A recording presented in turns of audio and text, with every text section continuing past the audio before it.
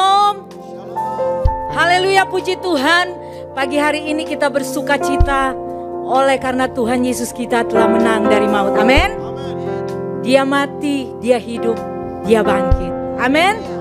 Hari ini seluruh umat Kristiani merayakan akan kemenangan bagi nama Tuhan Yesus Kristus. Kita merayakan Paskah hari ini dengan sukacita yang melimpah di dalam kehidupan kita. Boleh katakan amin? Haleluya.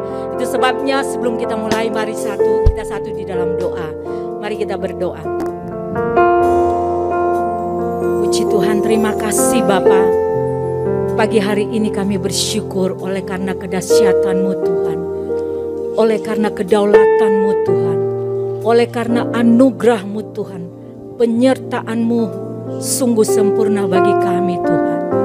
Terima kasih Tuhan, terima kasih Yesus. Hati kami Tuhan rindu Tuhan untuk mencari Engkau. Hati kami mau dekat kepada Engkau Tuhan. Pagi hari kami mau berkata kepadamu bahwa mata kami hanya mau tertuju kepada Engkau. Kami akan memberi diri kami akan mempersiapkan roh jiwa tubuh kami hanya sepenuhnya untuk Engkau Tuhan pagi hari ini. Dan biarlah Tuhan, pagi hari ini kami mau berkata, biarlah roh kami bernyala-nyala kepada Engkau Tuhan. Dan kami mau berkata, bangunlah hai jiwaku, aku mau memuji Engkau, aku mau bersorak Engkau, hanya di dalam nama Tuhan Yesus Kristus. Terima kasih Tuhan, kami mau buka ibadah ini hanya di dalam satu nama, yaitu nama Tuhan Yesus Kristus. Semua yang cinta Yesus sama-sama katakan amin. Kasih tepuk tangan paling meriah buat Tuhan Yesus. Kita akan memperkatakan Mazmur 91. Dalam lindungan Allah. Orang yang duduk dalam lindungan yang maha tinggi dan bermalam dalam naungan yang maha kuasa akan berkata kepada Tuhan, tempat perlindunganku dan kubu pertahananku, Allahku yang kupercayai. Sungguh, Dialah yang akan melepaskan engkau dari jerat penangkap burung, dari penyakit sampar yang busuk. Dengan kepaknya ia akan melindungi engkau, di bawah sayapnya engkau akan berlindung. Kesetiaannya ialah perisai dan pagar tembok. Engkau tak usah takut terhadap kedahsyatan malam, terhadap panah yang terbang di waktu siang, terhadap penyakit sampar yang berjalan dalam gelap, terhadap penyakit penular yang mengamuk di waktu petang.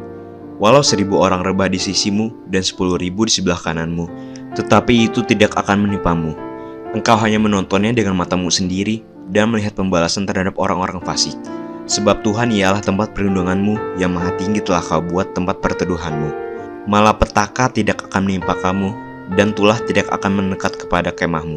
Sebab malaikat-malaikatnya akan diperintahkannya kepadamu untuk menjaga engkau di segala jalanmu. Mereka akan menatang engkau di atas tangannya, supaya kakimu jangan terantuk pada batu. Singa dan ular tedung akan kau langkahi, engkau akan menginjak anak singa dan ular naga. Sungguh, hatinya melekat kepadaku, maka aku akan meluputkannya. Aku akan membentenginya sebab ia mengenal namaku. Bila ia berseru kepadaku, aku akan menjawab. Aku akan menyertai dia dalam kesesakan. Aku akan meluputkannya dan memuliakannya. Dengan panjang umur akan kukenyangkan dia, dan akan kuperlihatkan kepadanya keselamatan daripadaku. Pentakosta ketiga. Pentakosta ketiga adalah pencurahan Roh Kudus yang dahsyat di zaman ini melebihi yang terjadi di Azusa Street. Pentakosta ketiga akan mengakibatkan penuaian jiwa yang terbesar dan yang terakhir sebelum Tuhan Yesus datang kembali. Pentakosta ketiga akan membangkitkan generasi Yeremia, yaitu anak-anak muda yang dipenuhi Roh Kudus, cinta mati-matian kepada Tuhan Yesus, tidak kompromi terhadap dosa, dan akan bergerak untuk memenangkan jiwa. Pentakosta ketiga lahir di Indonesia yang bergerak ke bangsa-bangsa. Gerakan ini dari timur ke barat dan akan kembali ke Yerusalem. Pentakosta ketiga akan memberikan kuasa untuk menyelesaikan amanat agung, dan setelah itu Tuhan Yesus datang kembali.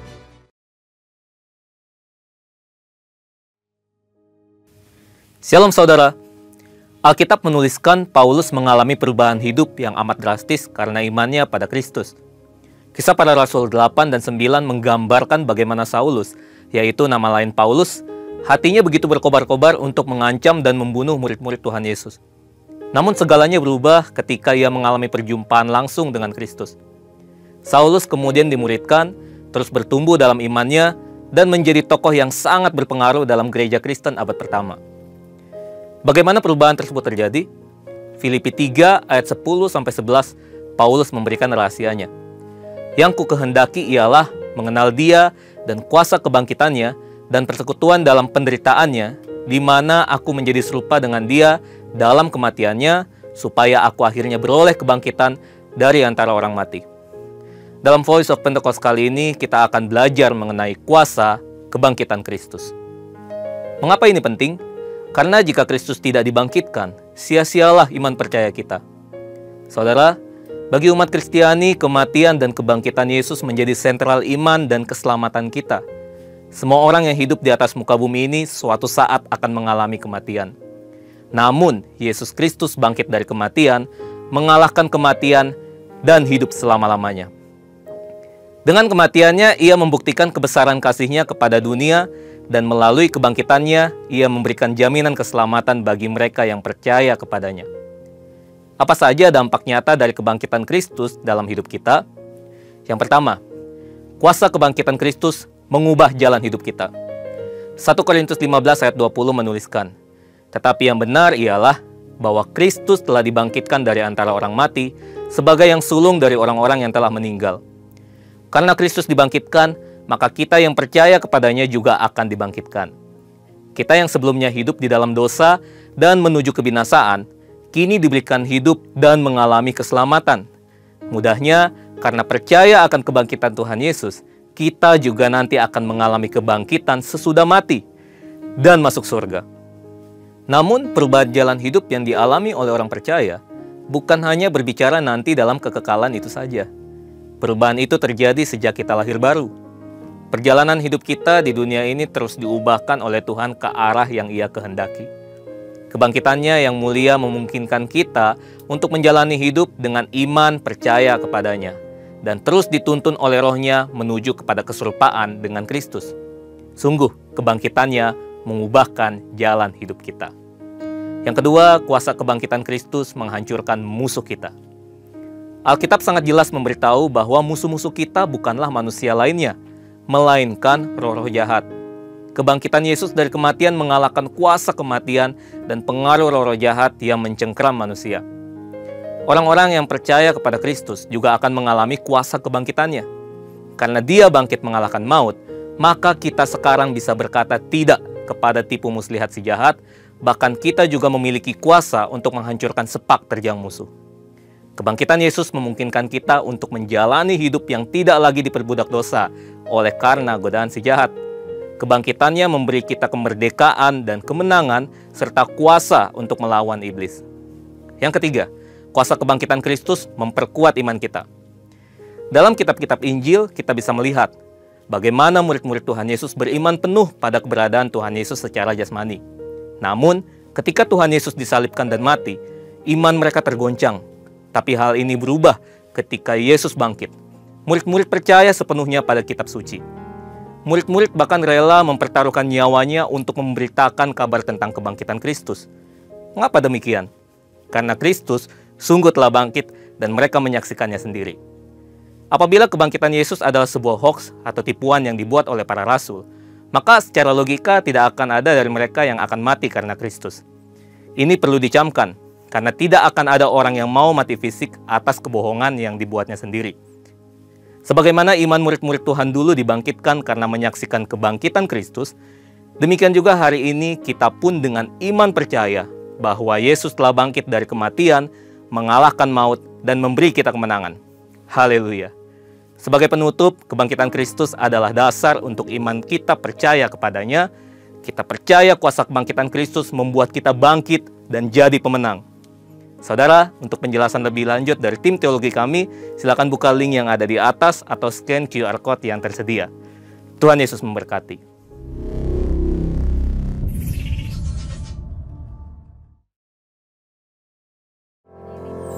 Mari saudara untuk bangkit berdiri kita semua untuk memuji nama Tuhan. Haleluya.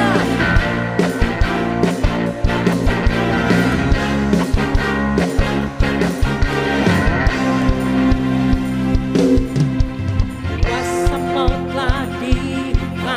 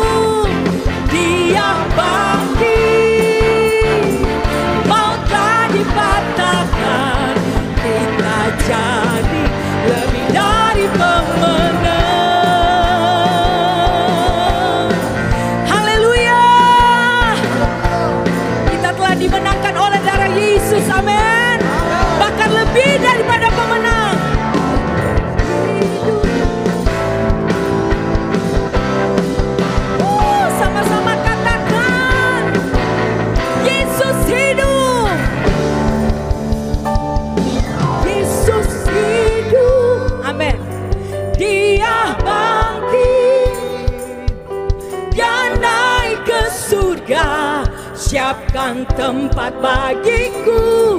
Yesus hidup, Dia bangkit, maka dipatahkan kita jadi lebih dari. Yesus, Yesus hidup, Yesus hidup, Dia bangkit, Dia naik ke surga. Yesus hidup, Dia bangkit, mau tak dipatahkan kita jadi lebih dari pemenang. Kita jadi lebih dari pemenang.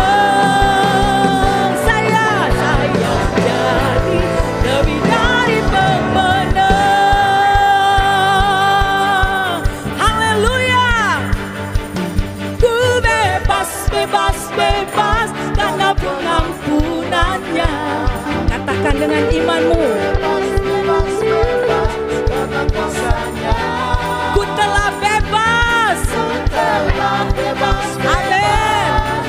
Dia tinggal di dalamku oleh kuasa dan. Sekali lagi katakan, ku bebas. Ku bebas, bebas, bebas karena pengampunannya. Ku bebas, bebas, bebas karena kuasanya. Ku telah bebas, bebas, Dia tinggal di dalamku. Sekali lagi katakan, ku bebas. Ku bebas, bebas, bebas. Lebih keras lagi katakan, bebas, bebas, bebas karena kuasanya. Ku telah bebas, bebas, Dia tinggal di dalamku oleh kuasa darahnya. Aku bebas. Oh, ku bebas, bebas, bebas. Ku bebas, ku bebas, bebas, bebas karena kuasanya. Ku telah bebas. Dia tinggal di dalamku oleh kuasa darah. Amin. Sekali lagi katakan, ku bebas. Ku bebas, bebas, bebas karena pengampunan. Lebih keras lagi katakan, ku bebas, bebas, bebas karena kuasanya. Ya, ku telah bebas, bebas. Dia tinggal di dalamku oleh kuasa darahnya. Katakan sekali lagi, ku bebas. Ku bebas, bebas, bebas karena pengampunannya. Ku bebas, bebas, bebas karena kuasanya. Ku telah bebas, bebas.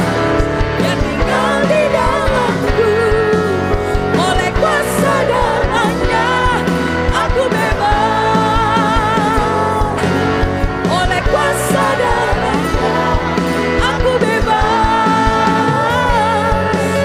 oleh kuasa darahnya. Aku bebas.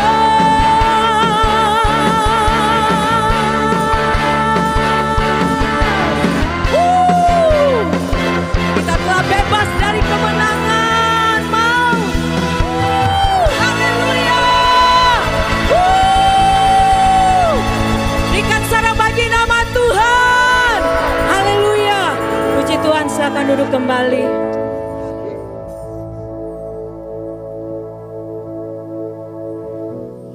Haleluya Yesus. Mari kita akan masuk lebih dalam lagi bersama Tuhan. Haleluya Yesus. Kami rindu lebih dekat lagi dan lebih dalam bersama Engkau Yesus. Kami rindu menikmati akan bait-Mu Bapa di ruang yang maha kudus. Karena Engkau Yesus terlebih besar dari segala-galanya.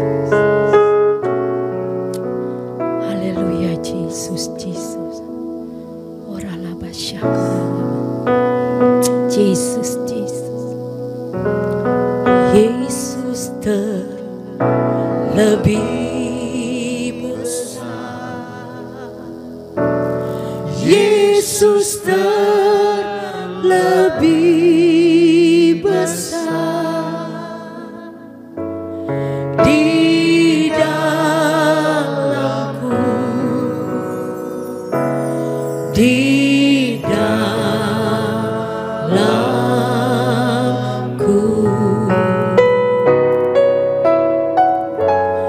Yesus terlebih besar. Yesus terlebih besar di dalamku selama-lamanya. Yesus terlebih besar. Yesus terlebih besar. Yesus terlebih besar di dalamku, di dalamku. Sekali lagi katakan, Yesus terlebih besar. Yesus terlebih besar. Oh, Yesus terlebih besar di dalamku selama-lamanya. Yesus, Yesus terlebih besar. Haleluya, amin. Kau yang terbesar, lebih besar di dalamku, di dalamku. Oh, Yesus terlebih besar. Oh,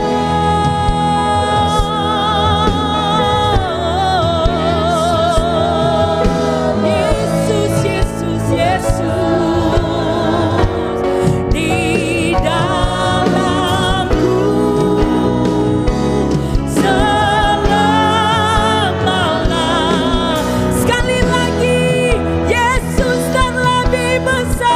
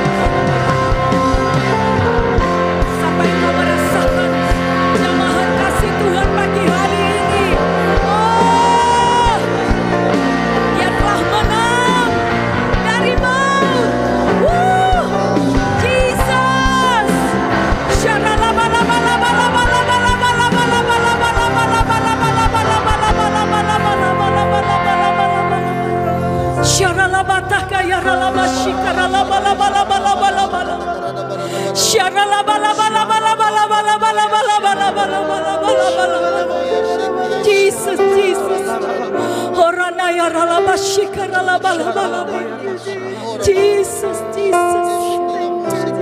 Terima kasih buat pengorbananmu Tuhan Yesus. Darahmu telah tercurah bagi kami Tuhan, untuk menebus setiap dosa-dosa kami Tuhan. Terima kasih Jesus, Jesus. Mari berikan kata ungkapan syukur bagi Tuhan pagi hari ini. Terima kasih Yesus, Jesus, Jesus.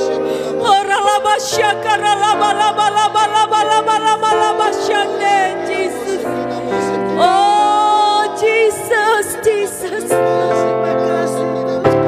Haleluya, Jesus. Katakan sekali lagi, Yesus terlebih besar. Yesus terlebih besar. Yesus terlebih besar di dalamku, di dalamku.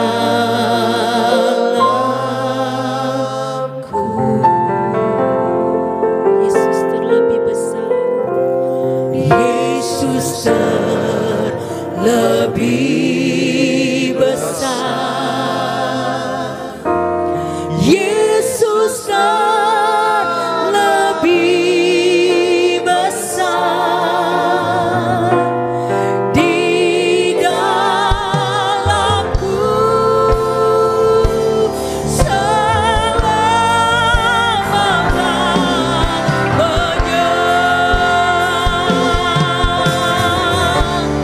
Yesus terlebih besar. Yesus terlebih besar di dalamku, di dalamku. Oh Yesus, Yesus.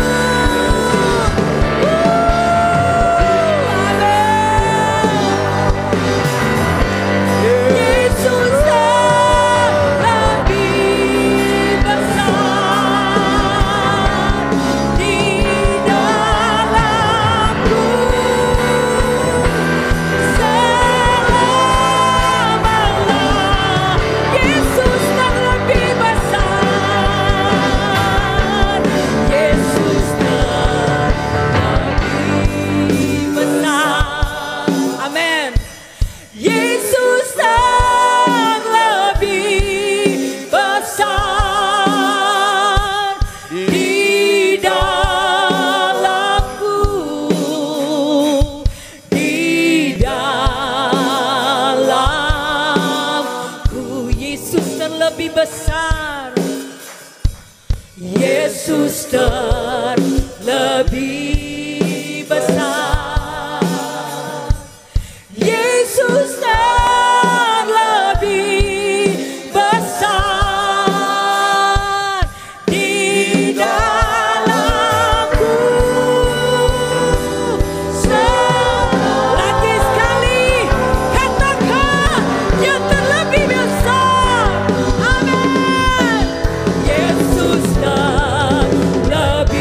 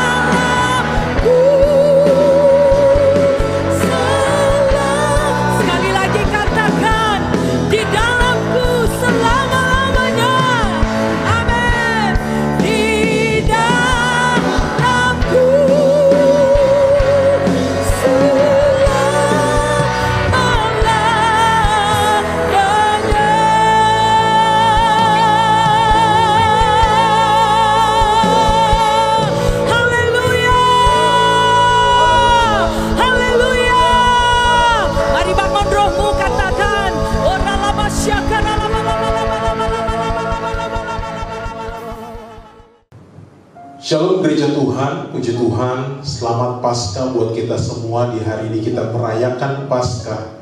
Seluruh dunia merayakan Paskah karena Kristus sudah bangkit, menjadi jaminan keselamatan bagi setiap kita. Baik, mari Bapak Ibu, sebelum kita mendengarkan firman Tuhan, saya ajak kita tundukkan kepala dan kita berdoa.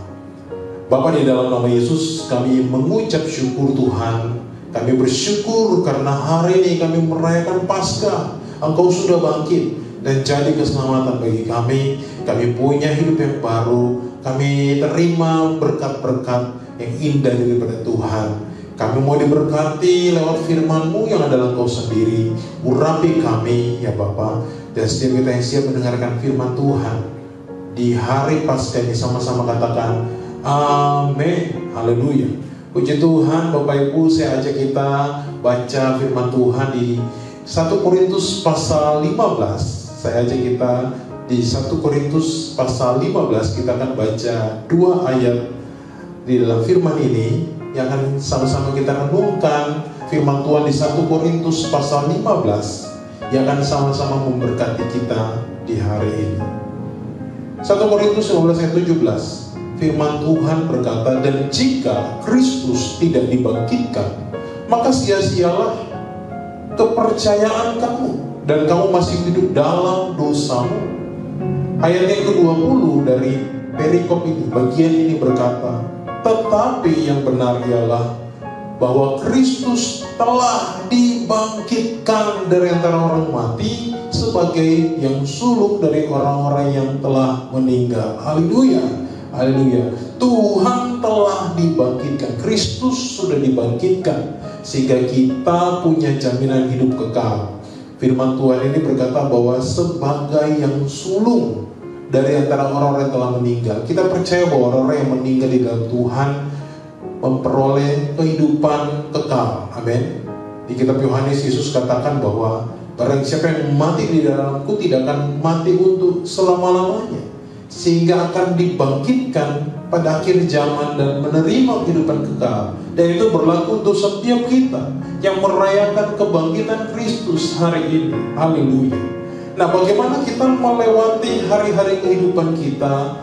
Kita melihat dan kita alami kuasa kebangkitan itu dalam kehidupan kita.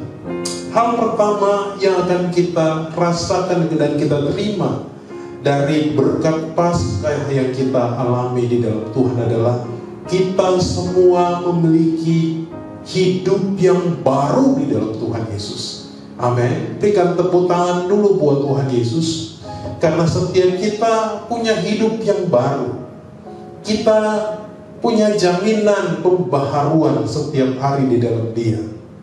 Firman Tuhan di 1 Petrus pasal 1 ayat yang ke-18 berkata begini, sebab kamu tahu bahwa kamu telah ditebus dari cara hidupmu yang sia-sia, yang kamu warisi dari nenek moyangmu itu, bukan dengan barang yang fana, bukan pula dengan perak atau emas, melainkan dengan darah yang mahal, yaitu darah yang sama seperti darah anak domba yang tak bernoda dan bercacat.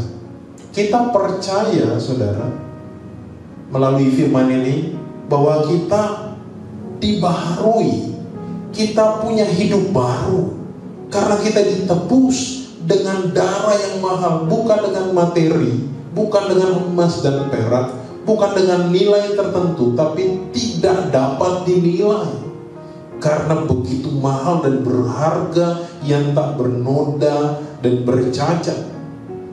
Di sini Petrus mengumpamakannya dengan kepada orang-orang Yahudi tentunya, bahwa ini seperti darah anak domba yang tak bernoda dan bercacat.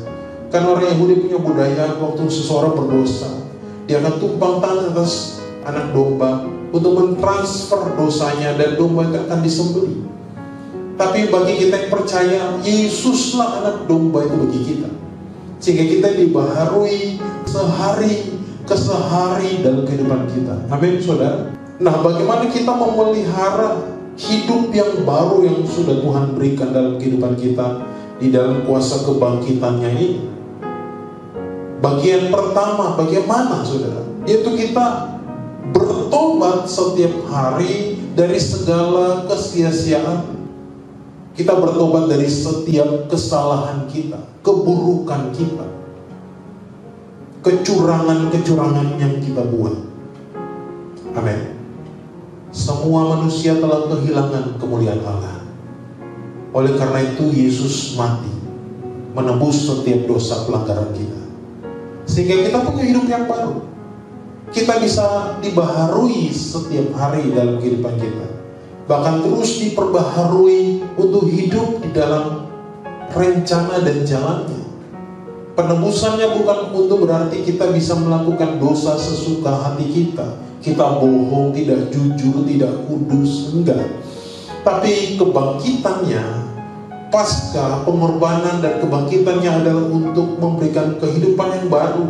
Kita terima Dia, kita akui Dia sebagai Tuhan dan Juru Selamat satu-satunya dalam kehidupan kita. Waktu kita sudah mengakui Dia, kita sudah menerima Dia, lidah kita mengaku, hati kita percaya, lutut kita bertelut, maka untuk terus masuk di dalam pembaharuan setiap hari dalam kehidupan kita, maka kita mempersembahkan hidup kita, dan kita akan mengalami kuasa itu dalam kehidupan kita, kuasa kebangkitan itu. Kalau kita lihat firman Tuhan di kitab Roma pasal 12 ayat 1 dan 2 mengatakan bahwa kita akan menjadi pribadi-pribadi yang dibaharui, menjadi manusia-manusia ilahinya Tuhan, sehingga kita punya satu pemahaman yang lebih mendalam dalam kehidupan ini. Dan dengan demikian kita tidak sembarangan melewati kehidupan kita seperti yang dulu-dulunya, atau bahkan warisan dari pendahulu-pendahulu kita. Amin. Karena kutuk sudah dipatahkan, dosa sudah dihapus, sehingga kita akan mengambil pembaharuan-pembaharuan di dalam kehidupan kita sama Tuhan Yesus.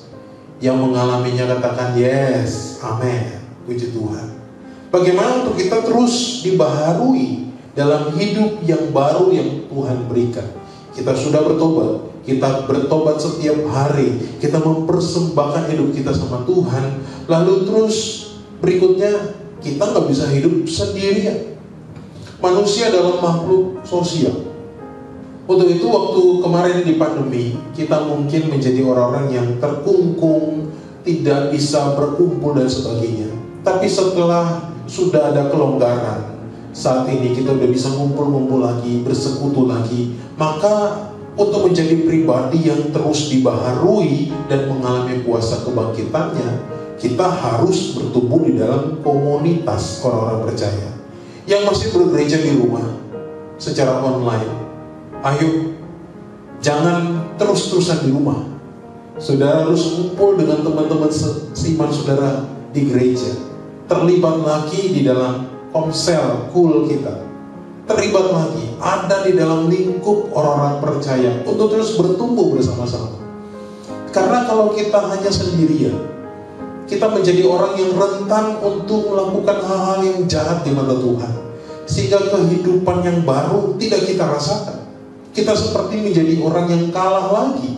Tapi waktu kita ada di dalam komunitas, ya kita iman kita dikuatkan, diteguhkan.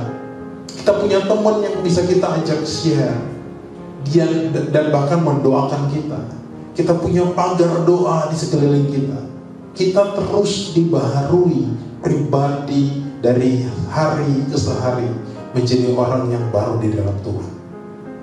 Untuk menjadi pribadi yang mengalami kuasa kebangkitan Kristus di dalam hidup yang baru, kita juga mau belajar untuk terus mengenal Dia dan kuasa kebangkitannya.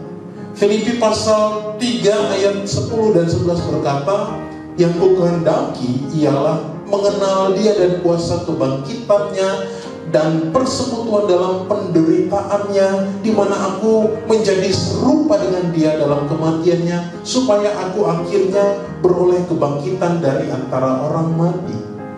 Kita bukan hanya mengalami hal-hal yang enak-enak saja dalam kehidupan kita. Mungkin kita mengalami hal-hal yang tidak enak juga, bagian daripada proses di mana kita dimurnikan Tuhan. Amin. Kita percaya dengan terus menjadi pribadi-pribadi yang mempersembahkan dirinya kepada Tuhan, menjadi pribadi yang terus menyembah Dia, terus ada di dalam komunitas, dan terus mau belajar, tidak pernah berhenti untuk belajar dalam kehidupan ini, kita akan terus dibaharui dari hari ke hari.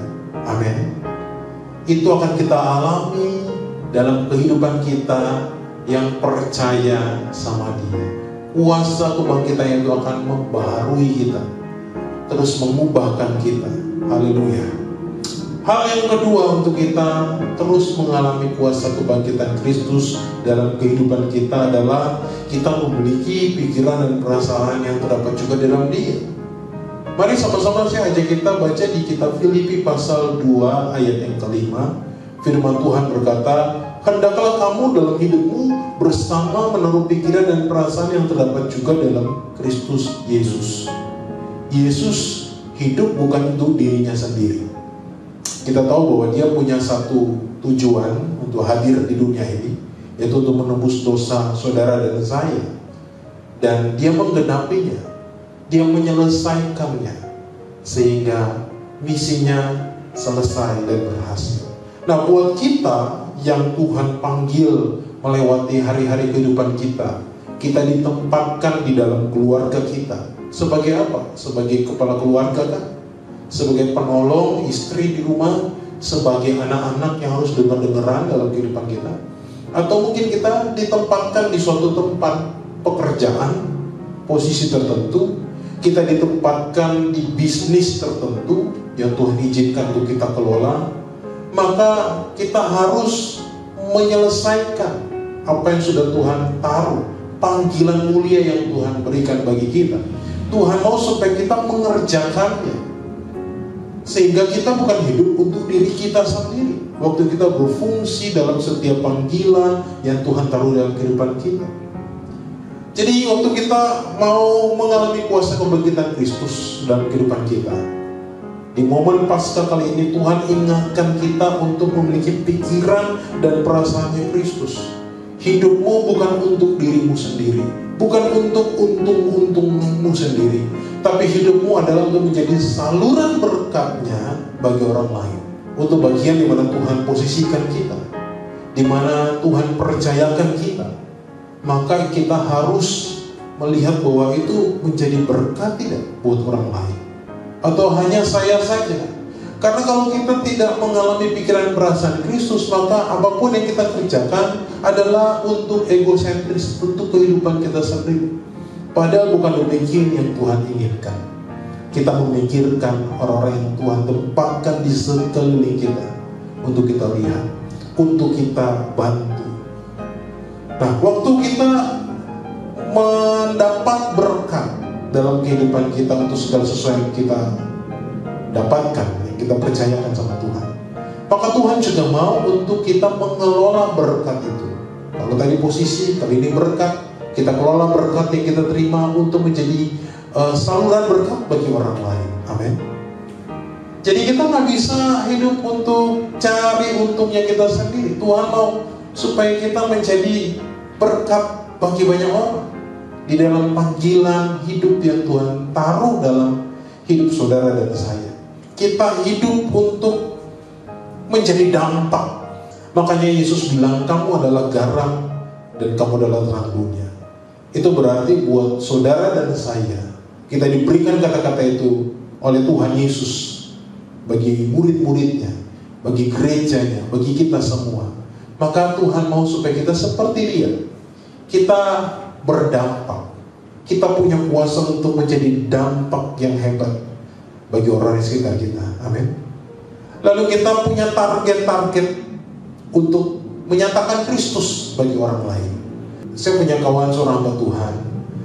Dia dipanggil Tuhan untuk menyatakan Kristus dengan cara yang sederhana, dengan siapapun juga yang dia temui.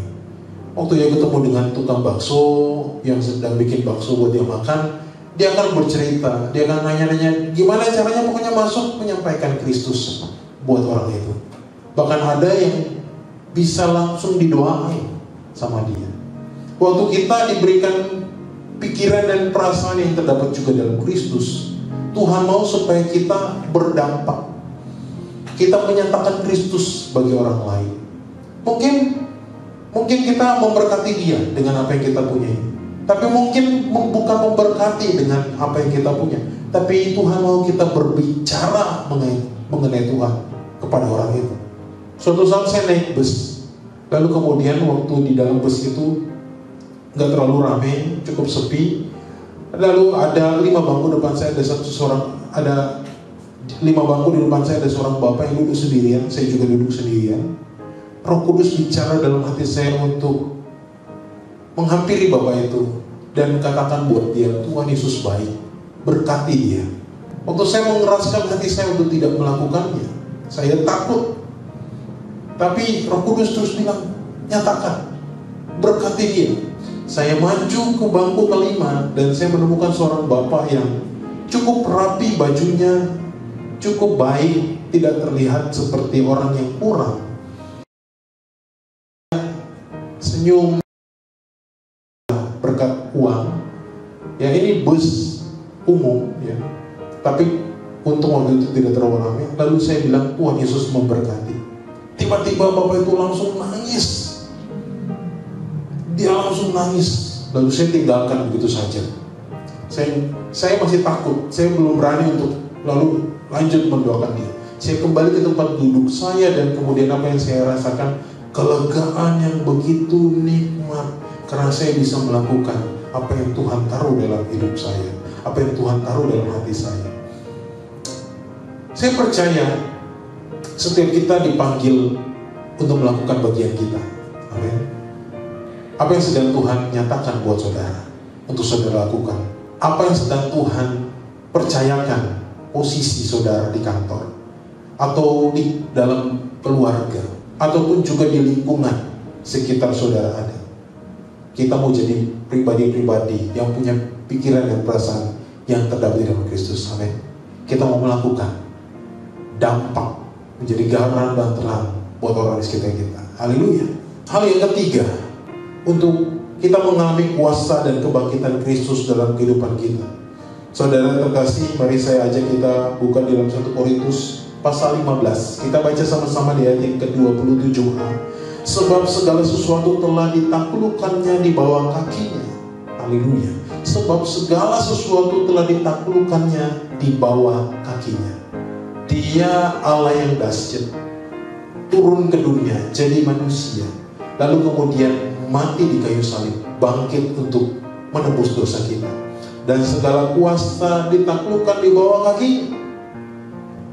Waktu Tuhan itu sudah bangkit dan naik ke surga, firman Tuhan berkata bahwa Roh Kudus dicurahkan bagi gereja Tuhan. Amin. Dan kita mendapat bagian untuk mempraktekkan kuasa yang kita terima. Roma 6 ayat 5-6 mengatakan bahwa sebab jika kita telah menjadi satu dengan apa yang sama dengan kematiannya, artinya bahwa kita menjadi orang-orang yang dibaharui dan terus hidup di dalam rencana firman-Nya, punya pikiran dan perasaan di dalam Dia, kita juga akan menjadi satu dengan apa yang sama dengan kebangkitan tahun 2023. Tahun untuk bangkit dan jadi pemenang. Jadi kita bangkit menjadi pemenang, maka kita adalah orang yang punya kuasa. Kita diberikan kuasa untuk menjadi anak-anak Allah. Amin. Kita menjadi sama dengan kebangkitannya. Karena kita tahu bahwa manusia lama kita telah turut disalibkan, supaya tubuh dosa kita hilang kuasanya, agar jangan kita menghambakan diri lagi kepada dosa. Haleluya.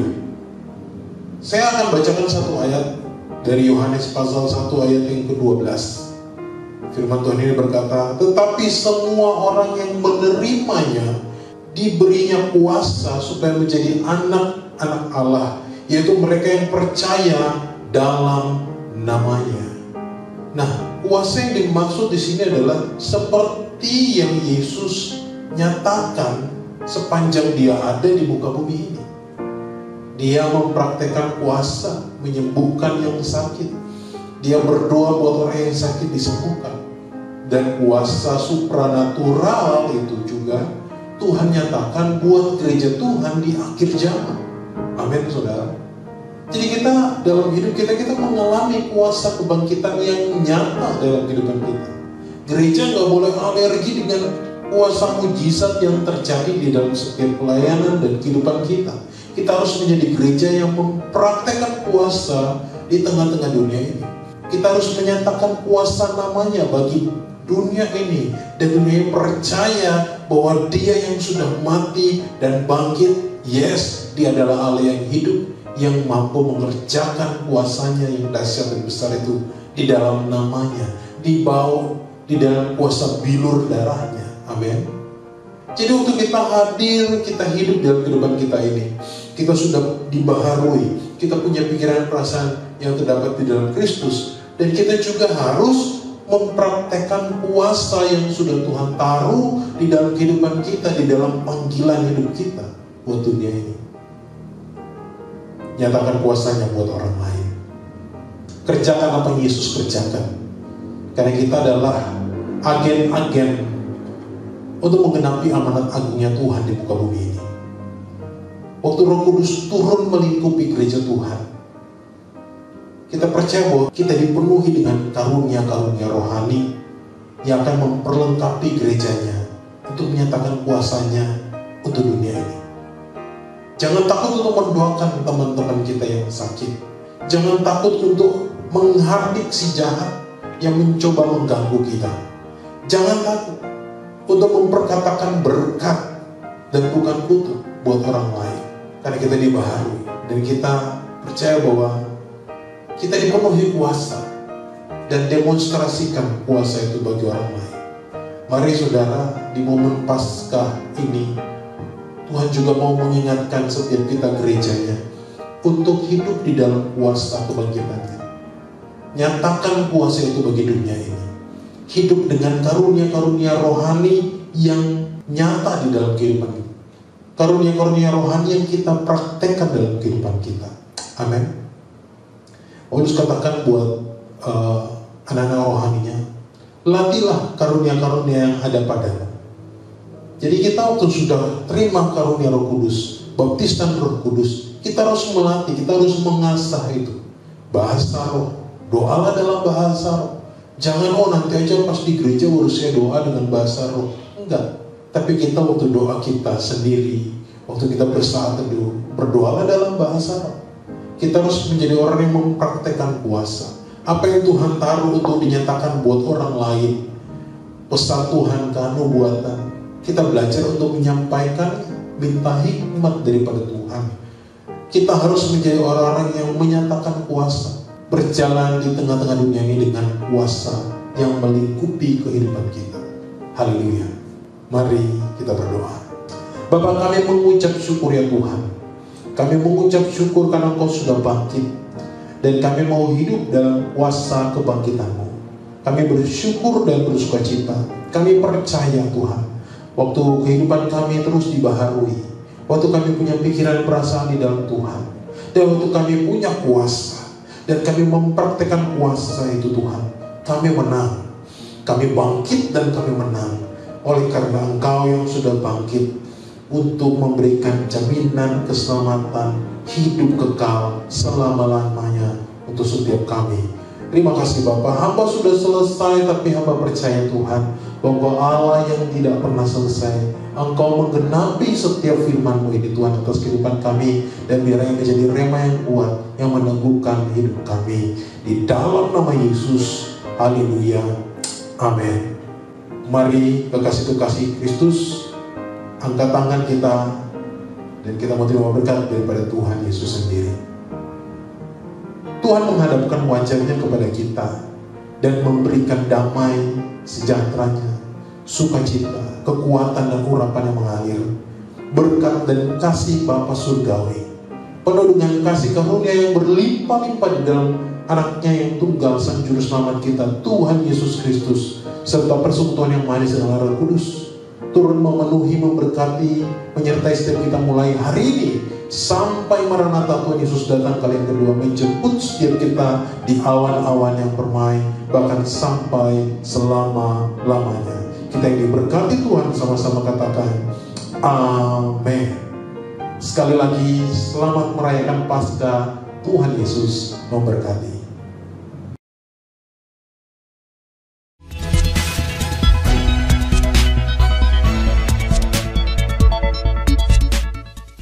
Shalom Bapak Ibu dan teman-teman sekalian. Saya akan menyampaikan informasi dari Rayon 1G. Bagi Bapak Ibu yang belum mengetahui, Rayon kita yaitu Rayon 1G sudah memiliki mobile apps atau aplikasi yang dapat diinstal di smartphone, baik di Android phone atau iOS phone. Untuk yang belum menginstal aplikasi GBI Rayon 1G, dapat mendownload di Play Store bagi yang menggunakan smartphone Android atau di App Store bagi yang menggunakan smartphone iOS dengan mengetik di mesin pencarian GBI Rayon 1G. Di dalam aplikasi GBI Rayon 1G, Bapak Ibu bisa banyak mendapatkan berbagai informasi dan manfaat. Contoh informasinya adalah Bapak Ibu bisa mengetahui visi dan misi rayon kita, perjalanan rayon kita dari awal sampai terbentuknya Rayon 1G, struktur dan cabang-cabang rayon kita yang tersebar baik di Jakarta Timur dan Pusat, Depok, Kalimantan Barat, Bali, dan Manado.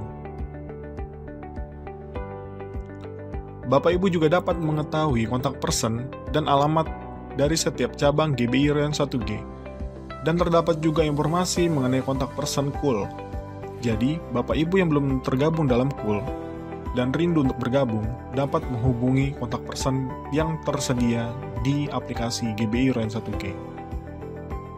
Salah satu manfaat yang akan diperoleh bagi Bapak Ibu yang belum terregistrasi atau terdaftar di cabang, dapat melakukan registrasi di aplikasi GBI Rayon 1G yang akan diarahkan sesuai dengan cabang Bapak Ibu berada.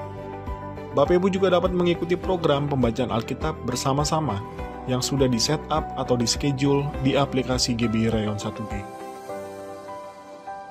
Dan masih ada lagi beberapa informasi dan manfaat yang diperoleh apabila Bapak Ibu menginstal aplikasi GBI Rayon 1G. Bagi Bapak Ibu yang butuh informasi tambahan mengenai aplikasi GBI Rayon 1G, jangan ragu untuk bertanya ke pekerja setempat yang akan membantu Bapak Ibu. Sekian pengumuman untuk GBI Rayon 1G. Tuhan Yesus memberkati.